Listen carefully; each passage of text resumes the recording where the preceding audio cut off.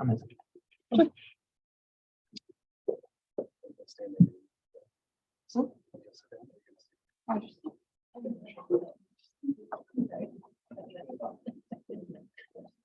right, hi everybody.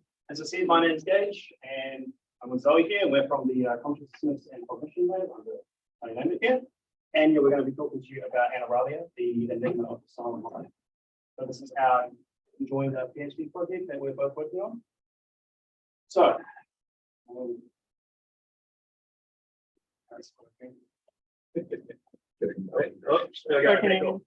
this is just the table of contents. I'm not really going to go over this, but just for the PowerPoint. So what we're mostly talking about here is mental imagery. So, what is mental imagery? I mean, put simply, it's like our imagination. So like how well we can imagine things in our mind. And it turns out that mental imagery sort of exists on a spectrum. So we have some people that have an extremely vivid imagination. They can see like full video in their minds and things like that. And then we have people at the other end who see absolutely nothing at all. They have a complete blank or silent inner experience in their mind. And so the two that we're mostly dealing with, we mostly only deal with auditory imagery, but most of the research that's been done into this so far has been on visual imagery. So a lot of our research is based on the visual component. And as I said, we're mostly interested in people that have no imagery abilities at all. So these are two examples of, these are the names for when you lack these kinds of imagery. So on the left, we have aphantasia. This is the lack of visual imagery. And then on the right, we have anauralia, which is the lack of auditory imagery. And as you know, that was the title of our presentation. That is what we investigate, the lack of auditory imagery. And so we have a few kind of conflicting definitions here that are either, some of them are really concrete, like they want it to be, say, aphantasia is a complete blank mind, no visualizing at all. But then some people kind of want to loosen that up a bit and say it includes extremely weak visual imagery as well. But in our case, we don't really want to do that. We want to stick with this concrete definition of complete absence of auditory imagery. And so this means having a silent mind or no inner monologue as well. And there is a bit of a war over this, but it'll sort of come into it. So when we talk about prevalences of these, as I said, aphantasia has been researched a lot more than anauralia so far. So we have a few kind of results of prevalence. So 2.1 to 2.7% from 4, 4.2% from Marks, and then 3.9% from Dunk so far. So roughly around 3 to 4% is what is considered to be the prevalence of aphantasia, according to most of the literature. And so that led to us wanting to find out the prevalence of anauralia. And we collaborated with the New Zealand Attitudes and Values Survey and had a couple of questions for each of these in the survey to determine this. And we ended up with around 0.8% of the population reported anauralia, and actually, interestingly, the same amount for aphantasia. So we can at least say that we probably have a more conservative estimate of the true prevalence, because like I said, the issue with the definitions, as mentioned in the last slide, some people want to include weak imagery as well, and that may kind of be what's inflating the numbers for aphantasia and so on.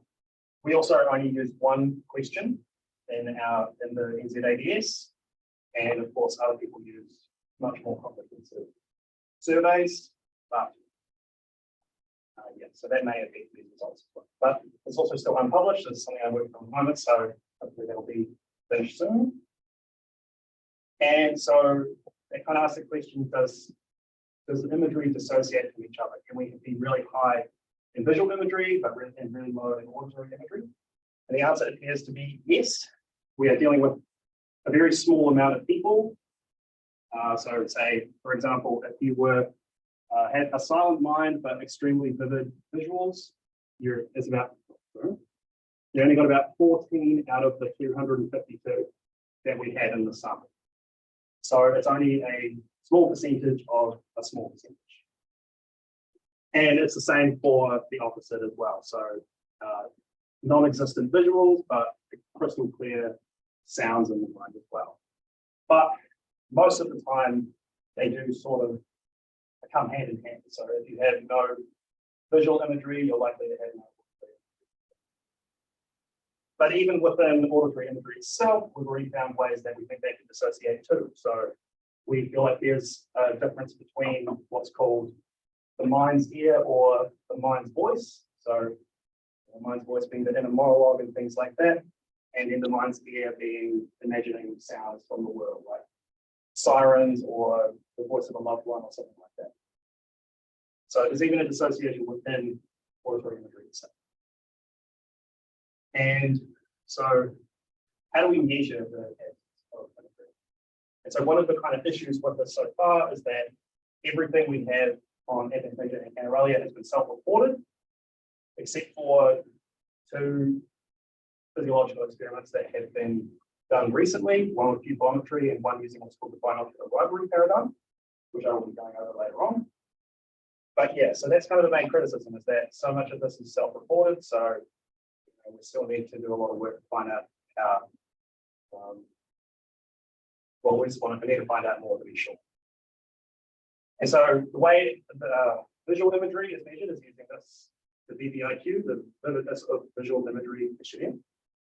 And so we have this spectrum of visual imagery. At the top, you have this crystal clear landscape here. This is someone who maxes out on the VVIQ. They get this full HD, like watching a video in their mind experience. And then at the very other end, we have people who have no visual imagery at all. So they don't see anything in their mind. They just sort of have a semantic kind of understanding of like how that would be. And then of course, we have the middle ground where it's kind of this blurry image. And so essentially, we want to design our own psychometrics, which we have done.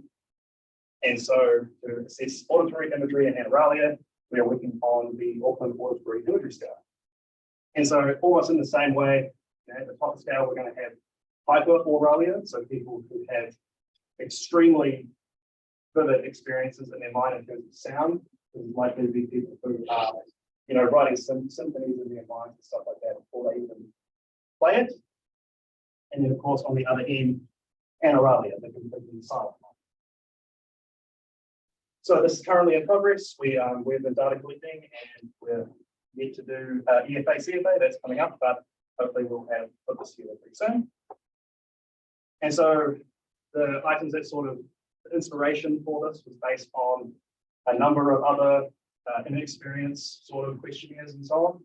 I won't go over all of them, but essentially the items in the survey are to do with what's down here. So familiar sounds like car horns, sirens, like sound of the world, but then voices of loved ones and familiar music and so on.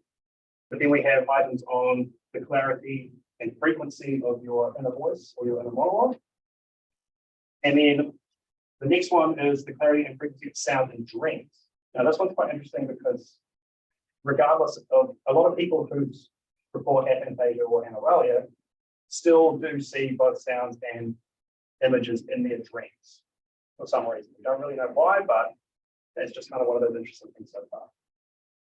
And then lastly, we have this idea of intrusive versus voluntary auditory imagery. So earworms, for example, when you get a horrible, annoying song on the radio and it just keeps torturing you forever in your mind. So those are the kind of things that we're sort of trying to assess with this psychometry. So the implications of Anauralia and aphantasia are still not really quite clear at this stage. Neither of them are considered to be disorders or anything like that. But there was, I suppose, with auditory imagery, there's some issues with autobiographical memory that has been reported but not really confirmed yet. But that's something we will also look into. But of course, we can probably think of a few implications or at least make hypotheses about this. So if you're someone with aphantasia or Anauralia, you may have a tough time being an artist of some kind, like visualizing a painting before you paint it or something like that, or like I said, imagining the symphony in your mind. But there are actually still a few examples of that happening. There's a ton of articles online on aphantasia.com that talk about people with a complete silent and blind inexperience that are still able to be artists and designers, things like that. How that works, we don't exactly know, but something to think about. And so, but the data that we do have so far, something that we can actually talk about today is we have some evidence for correlations between imagery vividness and career choices. So this actually turns out to be sort of a really old idea. In fact, it actually dates all the way back to the 1880s with Sir Francis Galton. So he designed a questionnaire for 100 of his colleagues that he knew through the Royal Society. And he asked them this phrase here. So suppose it is your breakfast table as you sat down to it in the morning, and consider carefully the picture that rises before your mind's eye. And so he asked them to describe this or rate this image on these three categories here. So illumination is the image dim or fairly clear. The definition are all the objects clearly and pretty well defined. And then the coloring. So are the colors of the china, the toast, the bread, crust, mustard, meat, parsley, or whatever they had for breakfast in the 1800s. Like how clear that was. I don't really know about having mustard for breakfast. It's not really my kind of thing, but if you were interested, that is part of my breakfast. Yeah, scrambled eggs on toast. So yeah. But either way, he asked 100 of his colleagues to do the survey, and the conclusion was that he reported that the men of science who he surveyed tended towards having fainter imagery rather than the students that he used as props. He was trying to say that aphantasia was highly associated with scientific careers, I suppose. And then in 2020, Adam Zeman and colleagues has replicated these findings. And in the inverse, he also found that hyperphantasia was associated with careers in the arts. So we have here this third column. This is the category of computer and mathematical, life, physical, and social sciences. And so those with aphantasia, so 20% of the aphantasia sample were in jobs in these sort of careers. So, which was almost double that of hyperphantasia. And then the other hypothesis is that, well, hyperphantasia is just completely destroying aphantasia when in terms of arts, design, entertainment, sports, and media, which seemed kind of what you would expect. But now I turn this question to you. We have a room full of scientists and so on here right now. Like, how many people here, raise your hand if you feel like maybe you have aphantasia or Anauralia after this so far? One, okay. But that's the thing. That was exactly my skepticism.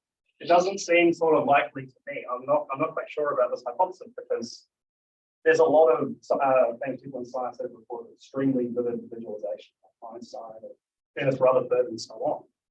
So I'm a bit skeptical of this, and thankfully the groundwork has been done for me when Brewer and Hake has actually re-examined Sir Francis Galton's original data and pretty much debunked his claims. I won't go into it too much, but the main idea is that Galton was sort of cherry picking his data and was sort of more of a victim of his own theory labels. So regardless, this paper, the Galton paper, is pretty much referenced in like every single aphantasia paper as the origins of this, but the original hypothesis has been, I suppose, debunked, but then also replicated. So I don't know. Either way, I went about doing my own replication on this using the NZAVS sample that we had, which was over 30,000. And essentially, we did actually replicate this finding with aphantasia and hyperphantasia. So in the last one, they actually combined two categories here. So computer and mathematical, and then the life, physical, and social sciences were actually two separate job classifications, but they merged them together because they said that was self-evident or something that they're similar. Yeah. So essentially, when I run it, I decided to look at them separately, and it sort of changed the outcome a little bit. So it was still a significant difference when they were together, but when I separated them, it turns out that the majority of this difference was only in the computer and mathematical side of things. So it may not necessarily be that aphantasia is something that predisposes you towards science as a whole. Maybe it's more just like computer and mathematical sort of logical kind of number related things. And yeah, so that the difference seems to mainly be there. And also the inverse, the hyperphantasia hypothesis did not produce a significant difference. There is a slightly more hyperphantasia, but it was not a significant difference. And then none of this necessarily replicated with Anauralia either. So it's pretty similar for the arts and then the same for the computer mathematical. And then we actually have slightly more hyperauralics in the life and social sciences. But again, that was not a significant difference either. And then also we did find this random difference in management jobs, which was extremely, very significant. So massive difference. There seems to be a ton of hyperphantages in management roles. And I'm not really sure why. I can only speculate on that one. So I don't know, any thoughts on that afterwards? I'd like to get them. Are you okay for a question, a little thing, or would you rather wait till we end? I think it's I actually don't know. I'm just curious about the baseline differences between both hyperphantasia and aphantasia between categories. So some of those, business and financial has high rates of both, and science has low rates of both. You wouldn't have expected that by chance, I don't think. It's just because it's the proportion of the sample. It's like these are the percentages of like every aphantasia for anaerobic person what jobs they. Oh, I see.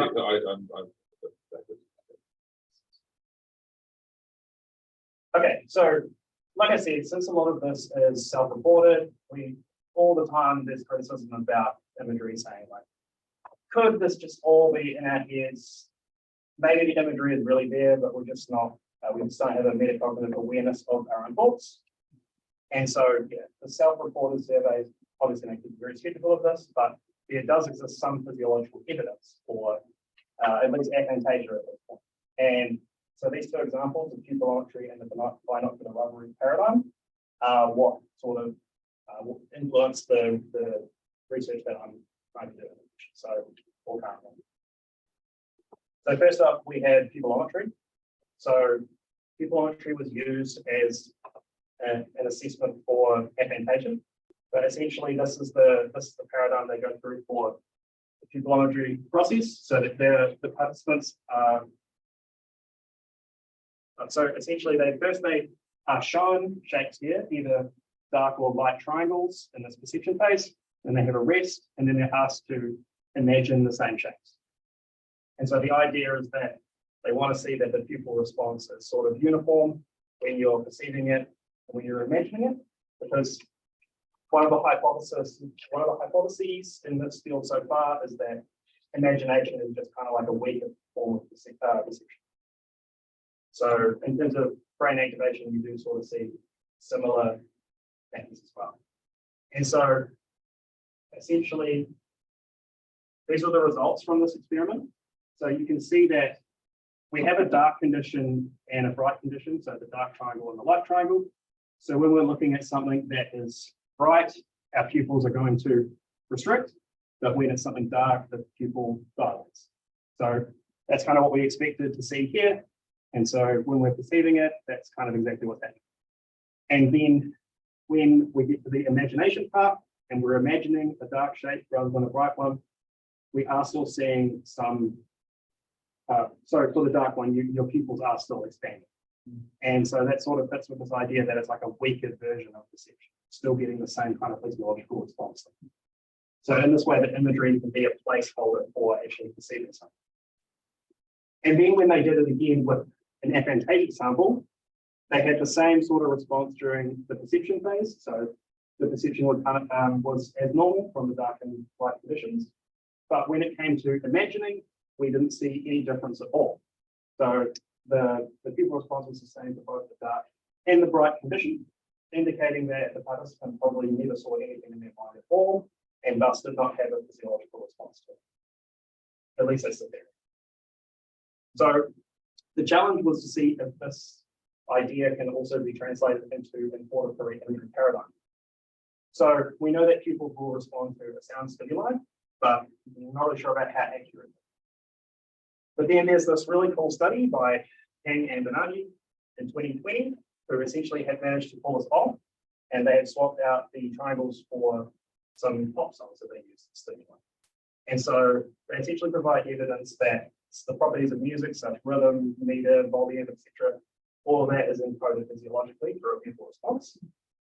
And then the cool thing about their experiment was that they actually used a machine learning algorithm to identify the songs. They used the experiment using only the participants' people data. But bear in mind that's only within the study. It's not like you can look at someone's people data randomly and choose any song in the world. But maybe we'll get there one day with enough AI. So essentially their results are actually kind of really cool. So when you look at one of these images, it's like a time series of your pupil dilation while you're listening to the song. And so the dotted line is when they were listening to the song, and then the solid line is when they were imagining.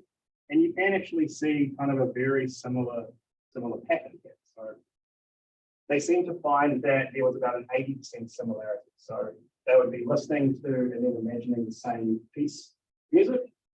And we are actually seeing a sort of similar pattern for pupil dilation. And so my experiment will be an attempt to replicate these findings, but then we're also just going to input a sample of Anauralics as well, because logically they probably shouldn't be able to perform this task at all. Just like the aphantasia one, we should probably see a more flat response. And so, okay, here's just a wee video of us doing this in the lab.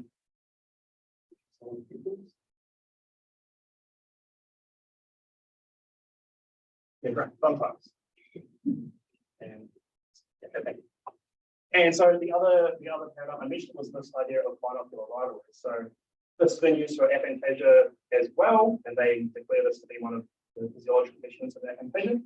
So the idea of binocular rivalry is you are shown two different images, like one in each eye through like a microscope or something.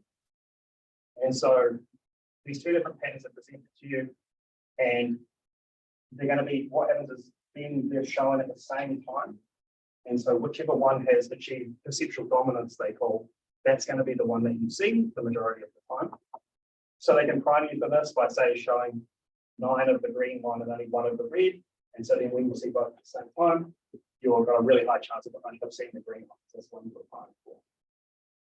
And so the idea is that, well, when this is done normally, this was just with a regular sample, nothing to do with aphantasia yet. They would just go through this paradigm. So they view the patterns in the first place, and then in this passive one, they're just sitting there doing nothing, and then they're shown both at the same time. And the perceptual stability is kind of like the chance of which one of the two you saw. So an 80% perceptual stability means that you have an 80% chance of seeing the image that was primed to you, the dominant image. And then when they added in this extra part, where you also imagine what you saw as the dominant image from the start, it actually increases to around 90%. So you can sort of increase the priming by using imagination, as though you're like still perceiving the object. And that increased chance up to 90%. So then they reran this with an aphantasia group, and Cohen Pearson in 2018 did. And essentially they found that aphantagics were much less affected by the priming effects. So after they go through it and they do the imagination part, they actually showed only a 51% perceptual stability, which is essentially chance. So no matter what image you sort of prime to them, they still only have a 50% chance of which one they can see. And yeah, so the future aim is to design an audio version of this experiment using what is known as sine wave speech. It's sort of going to follow the same idea. And yeah, we'll run that on our Anauralia participants. So here's an example.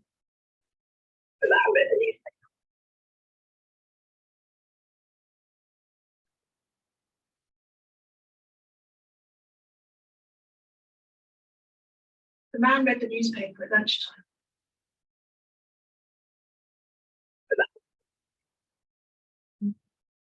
So yeah, well, you're all able to decode that crazy whistle after you define. So yeah, essentially we think we can use that as a replacement for the binocular paradigm. And so I think that, yes, that concludes my part. So I'm going to pass it on to Zoe now. So.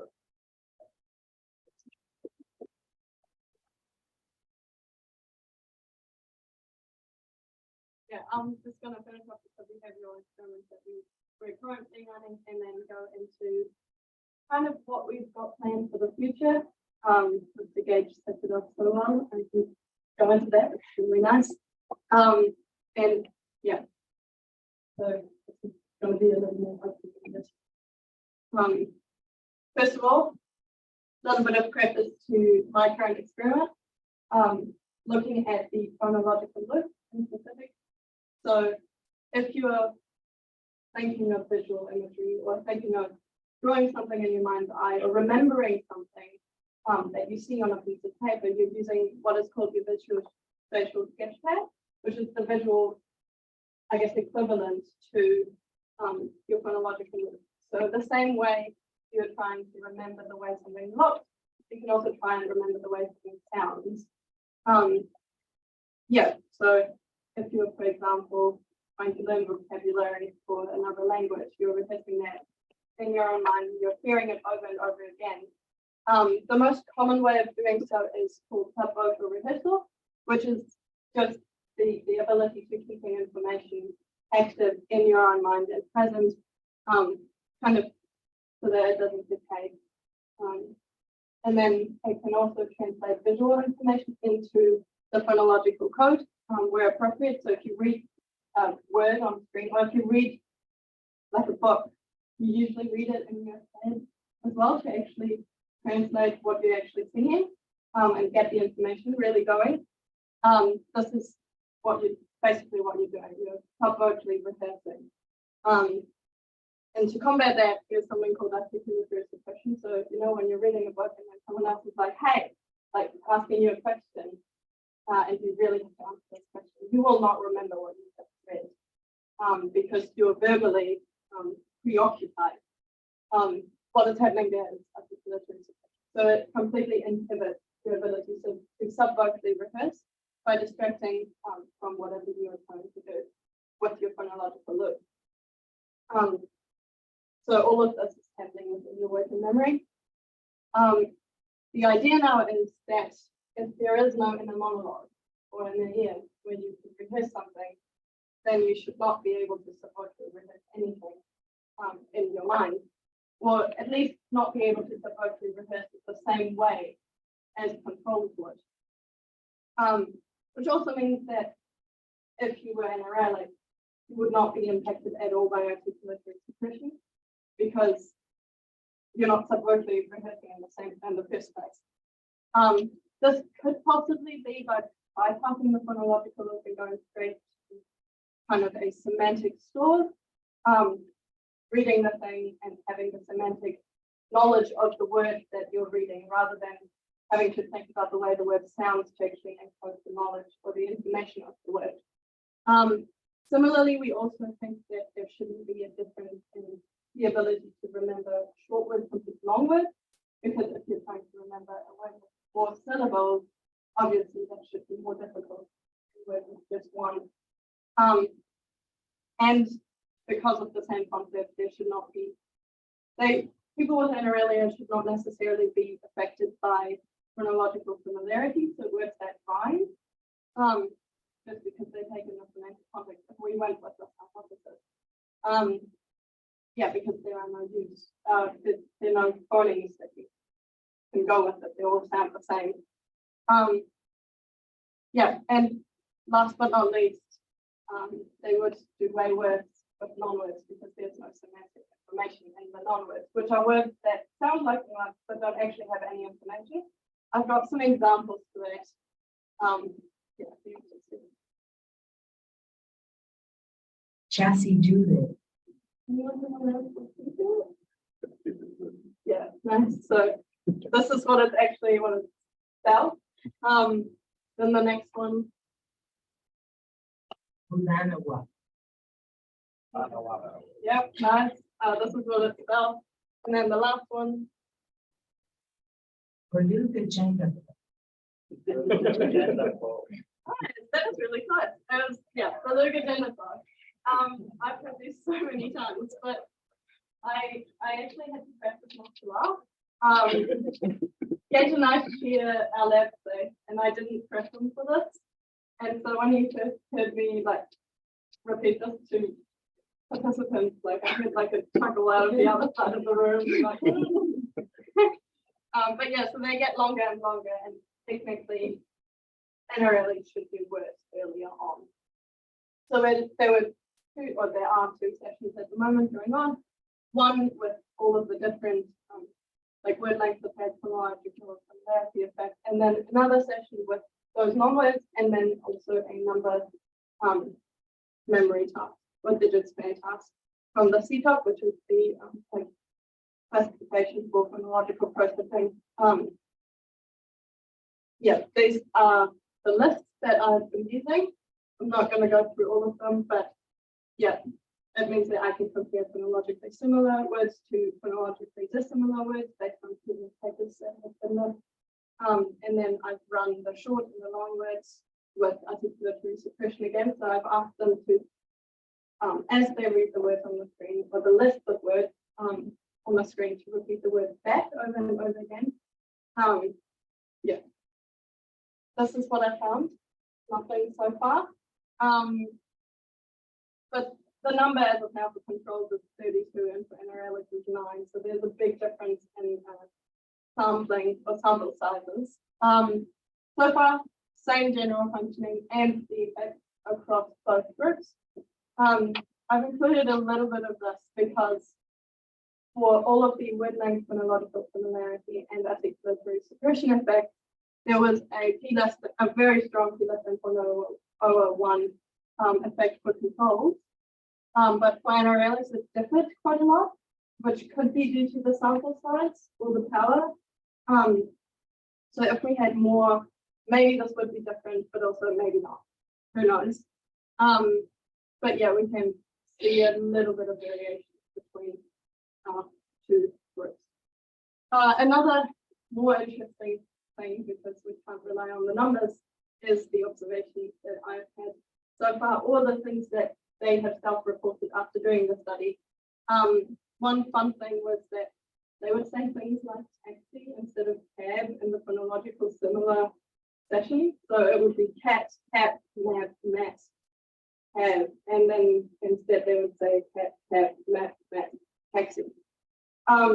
Completely not rhyming, but this was what they came up with, which does point a little bit towards the semantic memory tool. If we think about it. And then another observation from one of the Anauralias was that there was not really a way for them to be able to pronounce the non-words if they had no way of spelling them in their head. I'm not sure how they spell them in their head if they don't have an inner voice, but that was what they said, which I guess also makes sense because they are not relying on the phonological setup of it. Being able to repeat it, they'd have to be like passive, BHASCE, and so on. Yeah, the fact that there was still an effect of articulatory suppression was a little bit mind-boggling, but it could just be an issue with collective attention instead of anything else, which would mean that articulatory suppression itself could just be a thing related to attention rather than the phonological loop. But we're not sure about this. On to future things. So originally the plan was to have a non-verbal part as well of the study, which we have then brought to the music lab, which is a citizen science project online. So it recruits people, it kind of gives you the opportunity to play games, and they take the data and then are able to produce simple science with it. All about music, so all kinds of things. And I was like, hey, we've got this idea. It's kind of the same setup as my behavioral study, but this time without any phonology by itself, because music could kind of be seen as a separate concept, because it doesn't include any words. So the project's going to be calm, but it's an abbreviation for pitch and rhythm memory. It'll be the same concept, but having pitches and different sequences of pitches and then different sequences of rhythm as well. We will also still include an adjusted version of a verbal and a digit span. just to collect all of the data that we can. So it's going to be gamified, and it'll be a game that all of you guys can play, and hopefully we'll also play at some point. And it'll also give you guys a score that you can compare. So fun time. It does mean that we can collect a large sample, a very large sample from this. And we can include a questionnaire at the beginning and a questionnaire at the end, hopefully including some of our newly found questionnaire items from the new AAIS. And we can then look at whether Anauralia is better or worse. And it also leaves a lot of space for many other options or questions that we have, such as Asian memory, which is something that Pearson also looked at. They found that imagery, for example, declines with age. So we could look at that. We can also look at musicianship levels or other times spent learning musical instruments, for example, it's like these scores. If you have any other ideas of what to do with this data set, I'd love to hear them. Now, what Gage mentioned before with the visualometry and the binocular rivalry, kind of going into the more physical aspect of it. Similarly, we can also look at the brain, because surely if people respond to it, our brain will also respond to imagery. And yeah, two main ways of doing so is EEG and then magnetic resonance imaging. Looking at EEG first. Previously, there's quite a few EEG studies looking at musicians, and how imagery in musicians works, and pitch and rhythm accuracy and all of that stuff. And they found similar EEG patterns for imagined and perceived musical accents. Another study by Greenspun et al. That was just released this year found that auditory imagery is also associated with subvocalization using something called EMG or electromyography. This is a picture of where they would have put little electrodes to find very micromuscular movement. And so what they did is they put sensors on the lips and near the vocal cords, and then they put a control sensor on the bicep, because surely the bicep wouldn't move if you were imagining something. And they found significant muscle activation in the areas that are usually used for pitch control, near your vocal cords, during imagery, which does suggest an important role of sensory motor processing during auditory imagery. Similarly, for EEG, there was beat activity found to be related to subvocal rehearsal and stimulus-induced oscillatory activity for verbal working memory. Kind of tying it all together, what I've done in the behavioral study before. So wouldn't it be cool to combine all of this and look at it, all people who claim to not have any imagery, because surely they would do differently. So we might see differences or the lack thereof in EEG and subvocal rehearsal techniques using EMG, measuring that when we compare them to controls, or looking at completely the other way around, ignoring all causation unequals correlation things. We could even hypothesize that Anauralia may be Anauralia due to the lack of their utilization of subvocal rehearsal or their phonological source, if there was no activity found.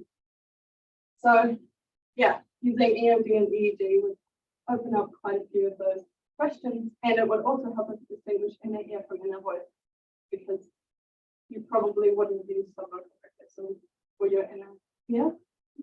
Who knows? We'll be able to find out if we do it. Going into a more future works plan is functional imaging. So similarly to the study by Hoff, the auditory imagery computer listeners pupil dilation study, there was also found similar activation patterns during auditory imagery and actual listening in the brain. So yeah, that would be also something like that. But additionally, cortical areas were also associated that were associated with auditory imagery were also shared with imagery for motor and visual tasks, which could explain the common overlap of anauralic nerve contagion, the conditionalities and activation of the brain. So there was a cool study done by Schelp et al. In 2001, which would be very cool to partly recreate using their methods, but with anauralic and controls. So what they've done was they had 4 auditory imagery tasks, one within a speech, so imagining that like you are saying something. Then a first person one, I am saying something. A second person one, someone else telling you to do something. And a third person one where you're supposed to imagine someone else in the room saying they, he, she is doing something. I'm talking about you. And what they found was that they could not analyze 4 out of the 10 of their subjects. They claimed it was scanner noise, which distracted them from actually being able to imagine, but they could also be anauralic. Who knows? And they also found in general that it was more difficult for people to imagine other person's imagery compared to their own inner voice. Yeah, with that came a difference in activation of the areas. And yeah, what they thought was that imagining another's voice showed to have more demands on covert articulation, engagement of auditory attention, and on visual monitoring based on the areas of speculation that they found. Which leads to a further need to clarify what inner voice actually is and what inner ear actually is. Because it makes things very confusing when we're trying to figure out what no imagination actually means. Yeah, they found no pattern differences between inner voice and someone else's voice, or I mean, they didn't, but we might, right? No pattern differences between those, because why would there be any kind at all when we put them to controls? And then another question, what about non-verbal imagery? Because that wasn't included in Sugar et al. What about imagining music or imagining playing an instrument and hearing the tone of what you're playing and so on? Could also be interesting to look at. But as I said, I'm happy to hear more thoughts and insights on that. We have one last thing, which is structural imaging, which would also be cool to include. In trying to solve the enigma of the silent mind. So yeah, it would just be great to have structural scans of the auditory cortex and related structures of that we were found to be active during auditory imagery based on previous fMRI studies. It means that the structural imaging that we do on those areas could confirm the difference in size or density when we compare anauralic controls and even hypoauralic.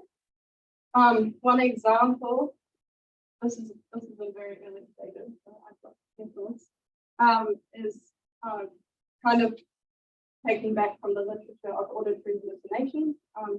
A lot of scanning has been done related to schizophrenia specifically, which we could technically describe as uncontrolled hypoauralia. And what they found was that there is significantly reduced gray matter volume in the left insula and hallucinators compared to controls, which you can see up there. You can see, yeah, it kind of goes even a little bit further, but they didn't quite know that. And that has kind of been linked to misattribution of speech.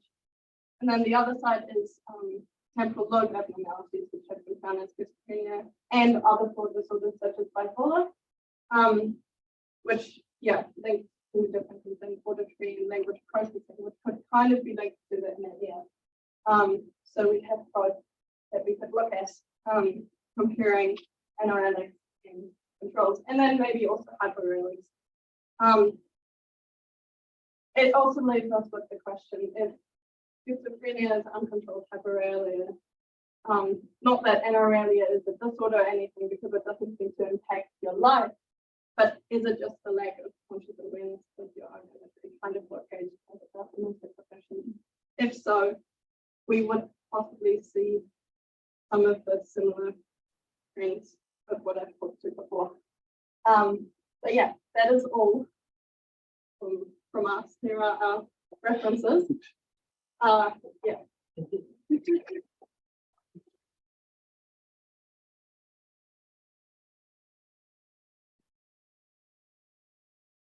From the last 3 minutes.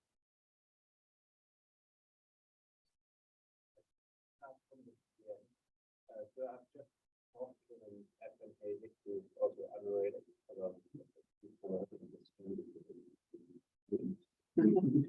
But he confirmed something that all the advantages I talked to, who are also Anauralia, also said that they all have inner monologue. So I think it's interesting that you that definition.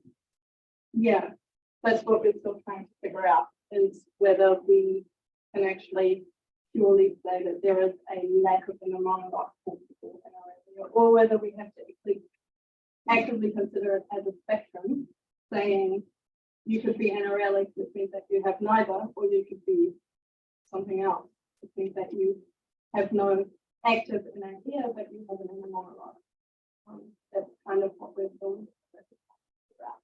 Because as far as I know, there are people who don't seem to think of the bedroom imagery, but they have no inner monologue. Yeah, so Actually, we've heard both. combinations. Yeah, heard both. We've had either. It makes recruiting really hard. At the moment, we've stumbled across a couple of people who, like, based on the questionnaire, they are anauralic, but then they talk about how they just rehearsed it in their own mind. But they did my verbal memory study, and I had to be like, do I include them in the control, or do I include them in the anauralic? So yeah, it's still very early stages in this regard. So on that last point, would it make sense to analyze them in that kind of group level analysis? I mentioned already there's lots of variability between anauralics or aphantasia. I almost wonder if it's worth sort of treating them as case studies rather than as trying to put them in a group and compare them to a group. Yeah, so what we've done what I've done for the, we're going on a conference end of May, and for that I kind of needed to write an abstract before having any results, and so I ran some Bayesian single case analyses for each of my anauralics. Still showed the same thing, but yeah, we are thinking about doing that.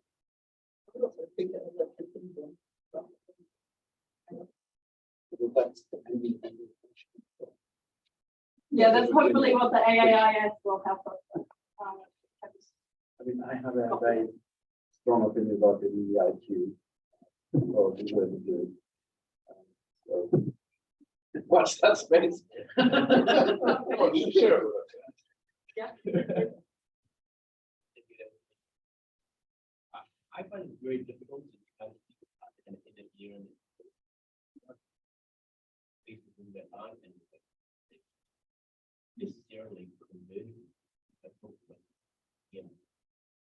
It's also too easy, by the way. But imagine a song. I can't even imagine myself me.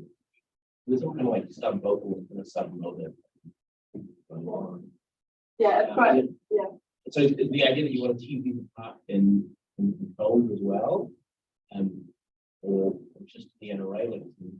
I'm also kind of wondering whether music might offer the thing that dogs don't have that instrumental music is not a musician. So there it's just a kind of thing here, no substitute. And then like sub mode an instrument. But musicians might have something similar to what I have with verbal songs. Music they imagine playing it and then hearing it.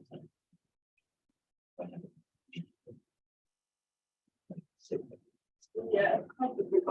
So we're hoping that the items that we've put into the AAIS will give us a good scale to be able to distinguish those people, and maybe even we'll have in the end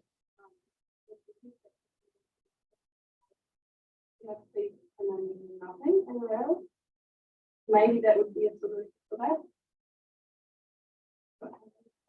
Lee, what do you imagine when you try to imagine an ambulance siren or a dog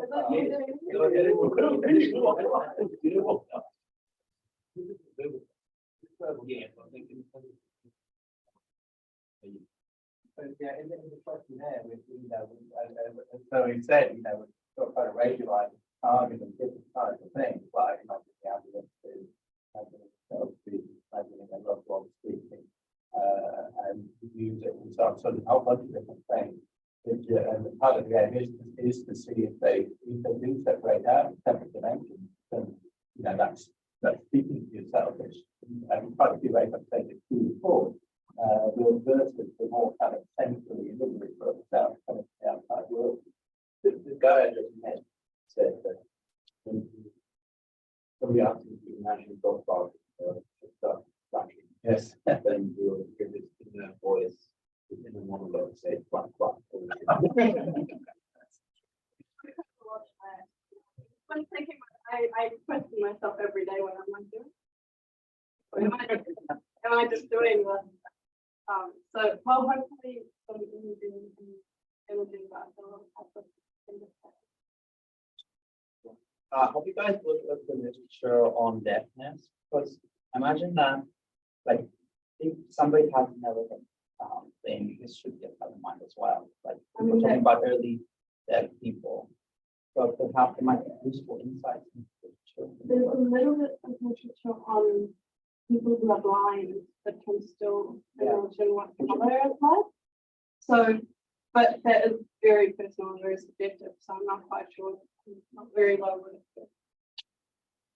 Might be what they look like. Yeah. But just following up on this there are that things that are, like the EMG finance for the animals, but if you're actually getting the subtle of feedback from muscle movement, it might not be sensitive to the external microphone. So in a way, those items explore where you can't do that. They, I mean, my view is that they're going to pick up really like if you'll have to check with the Anauralia because they're going quick for guys. But like getting around it, they can make some motivation to get people. I just wanted to do the same thing or actually, not the spectrum, but that's not actually and it's the other stuff we're talking about, which is really beneficial. Yeah, we don't know. Yeah. Just wondering, there's quite some work showing that visual imagery is highly related to memory, so not working memory, but long-term. So the idea being that you need this imagery component to reconstruct the past and have to future. Is there related work also for auditory imagery or showing us a little memory disorders and issues? There isn't a lot, but the only thing so far is that there was some sort of getting autobiographical. So I think so something to do with autobiographical memory. So it could possibly like remembering conversations and things like that you've had that may require the audio component as well. But if we don't more research is Actually, Olivia, specifically the autobiographical memory, some of the aphantasia say that they struggle a bit with their autobiographical memory, with that link. But a lot of people who are aphantasia are also anauralic, so we don't know what kind of driving it. So, yes, so we have another project that we carry out, kind of looking at that and trying to Just to comment on the deafness and getting a question. So it's very rare for somebody to be born with accent bilateral in 43 years. So most people who are born deaf actually have some hearing. So the blindness situation is better, right? Because you can be prepared for you know, so that was just a comment, but your Sherville paper with the scanning model made me think about masking. So there are some people who are very good at carrying on their conversation unaffected by the obtrusive, increasing noise and they can keep thinking and focusing, and other people are like, I'm into that. And we just assume that that's like an attentional thing, but maybe it could also be related to the strength of your inner ear, like it being, if it's activating the same, you know, auditory pathways as you feel hearing. I don't know, that was just because I feel that scanner noise from it, randomly before them, and I thought, well, maybe that's because I don't have a strong energy. I didn't write that down. Yeah, I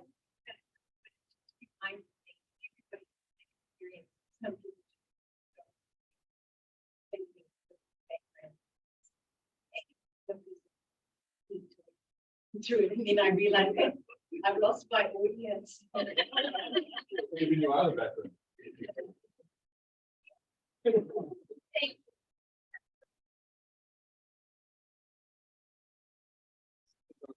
I was thinking about you're trying to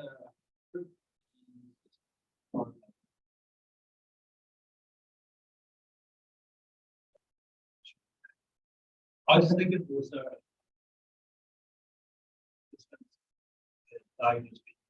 Yeah. especially those for whom it triggers the grounded in sound. And I guess I was thinking about if it does need this, like the evolutionary factors as protection against. I was gonna put a slide in, but then my thought wasn't fully developed. It was kind of at that stage with a little bit of literature background, so I kept it out, just in case. But that is a really good. Yeah, there are already some research with aphantasia that I think is like being published about that having a protective effect before sleep. So we don't see the haunting images in the mind or whatever. It's somewhat protected by that, but it's still. Yeah, and I think what you see though, going through that period, they're producing cortisol hormones that are from the input. So you're not recoding the Yeah. I think having that experience, but you're not recoding that pretty well. Yeah. Yeah, well, you could go even further and you could think about the impact on diversity. People who have intrusive thoughts. How does that work if you don't have an inner ear, for example, or bipolar disorder, other disorders that are affected by auditory hallucinations in many different ways. So a lot of open-ended research. Stephen Dakin, the optometry department at the School of Health Sciences, he's done some quite a normalization and how they so the device of normalizations would dampen down the neural response, and there's a theory that it's a global process that goes on the brain. So it might be that people with Anauralia have this dampening down of the nervous system as a process of device of normalization. But Stephen's written a couple of papers about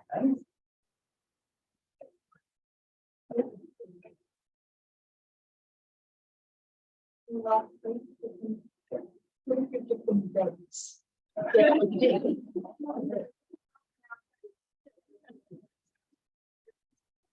Hey,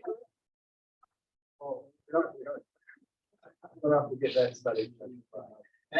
But there are online, there are people who are already saying that they can sell these drugs that are enhanced for visual imagery and stuff like that. So if you like, you want to imagine how to do some painting, you can take all these drugs and get like these crazy visuals. you're right. You put it online. So from what I've heard, they don't work. So but people are certainly thinking that.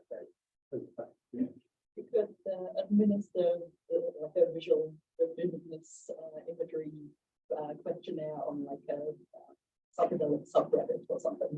You could do it in like a cross-sectional kind of way for the happy. There you go. Sounds good.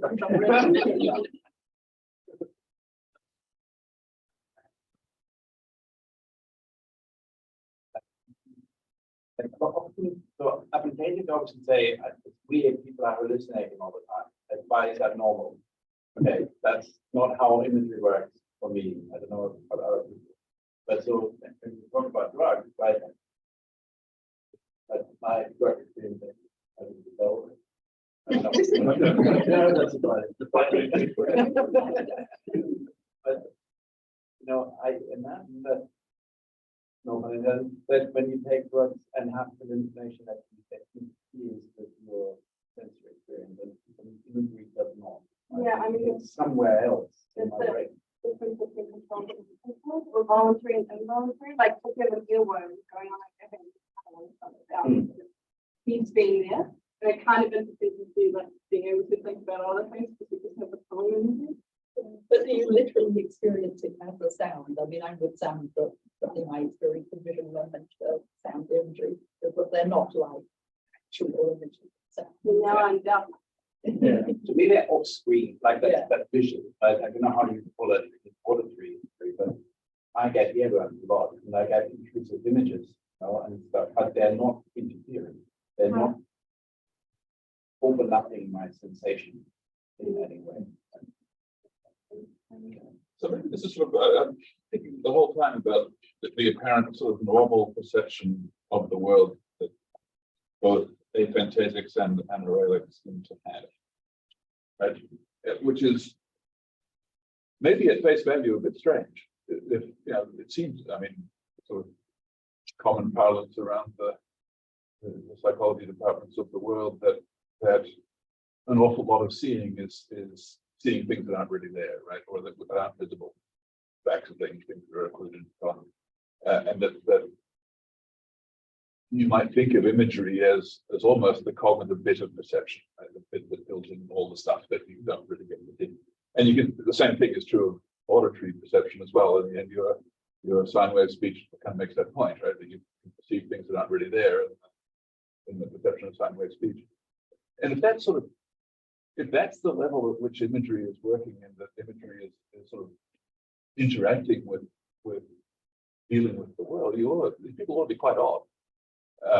And rather than finding things in sort of like the esoterica of strange people size, you know, people dilation and listening to a song, or you know, little tweaks in the EMG, it ought to be, you sort of imagine that that's quite distorted perception, and it doesn't seem to be true.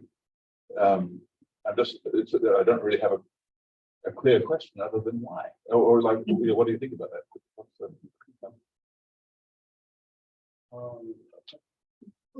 It's really not right. When you can go At the end of the to PhD,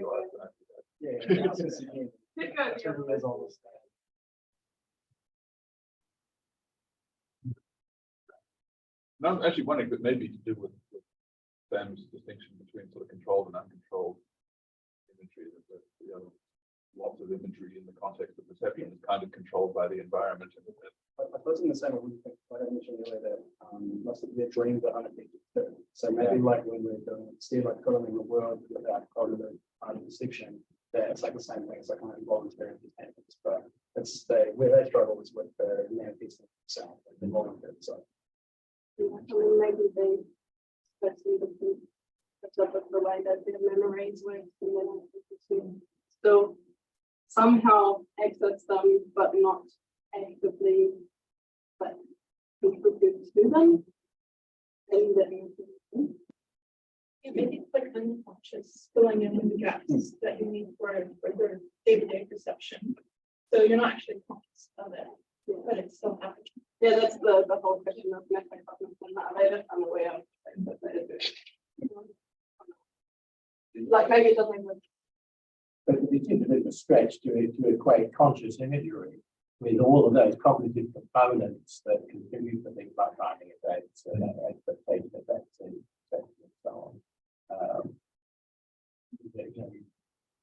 There may be some relationship between them, but it's not a direct correspondence. No, but there's bits of perception that sort of feel like they might be or should be very close to direct correspondence. Let's think about spatial reasoning through mental rotation. Yeah, that's what we talk explicitly dependent on. Yeah, whether they ever do. That's what we showed in our study. For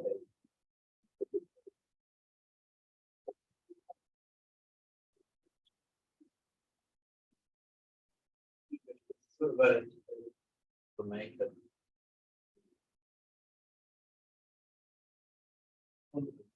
Aphantasia is pretty normal, I mean.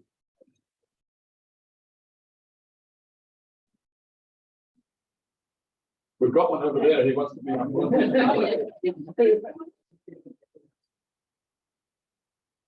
Eventually rotate some stuff. Eventually rotate.